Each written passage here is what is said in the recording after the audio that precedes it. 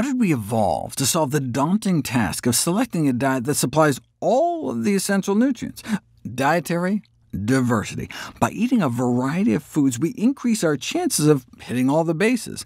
If we only ate for pleasure, we might just stick with our favorite food to the exclusion of all others, but we have an innate tendency to switch things up. We end up eating more calories when provided with 3 different yogurt flavors than just one, even if that one is our chosen favorite. So variation can trump sensation. They don't call it the spice of life for nothing. It appears to be something we're born with. Studies on newly weaned infants dating back nearly a century show that babies naturally choose a variety of foods even over their preferred food. This tendency seems to be driven by a phenomenon known as sensory-specific satiety. Within 2 minutes of digging into a meal, the pleasantness of the taste, smell, texture, and appearance of the eaten food drops off compared to uneaten foods. It's like how the first bite of chocolate tastes better than the last bite. Our body tires of the same sensations and seeks out novelty by rekindling our appetite every time we're presented with new foods. This helps explain the dessert effect, where we can be stuffed to the gills, but gain a second wind when dessert arrives. What was adaptive for our ancient ancestors to maintain nutritional adequacy may be maladaptive in the age of obesity. Feed people a 4-course meal, and they eat 60% more calories than when presented with the same food at each course. It's not just that we're getting bored. Our body has a different physiological reaction. Give people a squirt of lemon juice, and their salivary glands respond with a squirt of saliva. But give someone lemon juice 10 times in a row, and they salivate less and less each time. Switch to the same amount of lime juice, though, and their salivation jumps right back up. We're hardwired to respond differently to new foods. On the same plate, at the same meal, or even on subsequent days. The greater the variety, the more we tend to eat.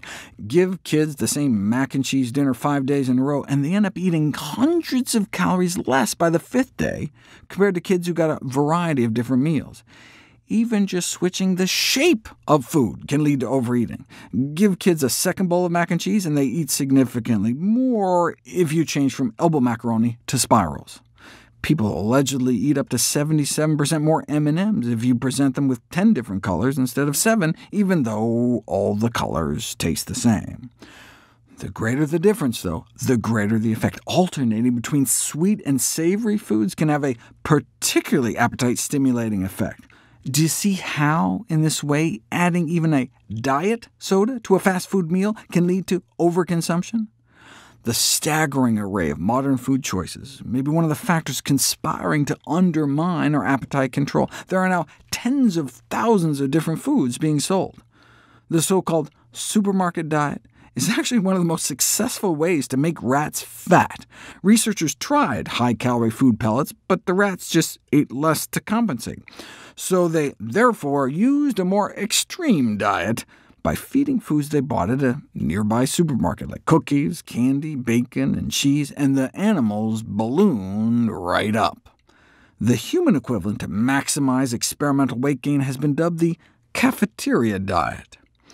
It's kind of like the opposite of the original food dispensing device I've talked about before. Instead of all-you-can-eat bland liquid, researchers offered free all-you-can-eat access to elaborate vending machines stocked with 40 trays with a dizzying array of foods like pastries and French fries.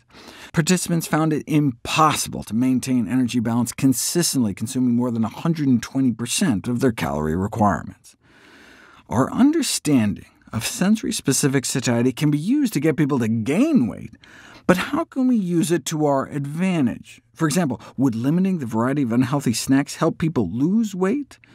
2 randomized controlled trials made the attempt and failed to show significantly more weight loss in the reduced variety diets, but they also failed to get people to make much of a dent in their diets. Just cutting down on 1 or 2 snack types seems insufficient to make much of a difference. A more drastic change may be needed, which we'll cover next.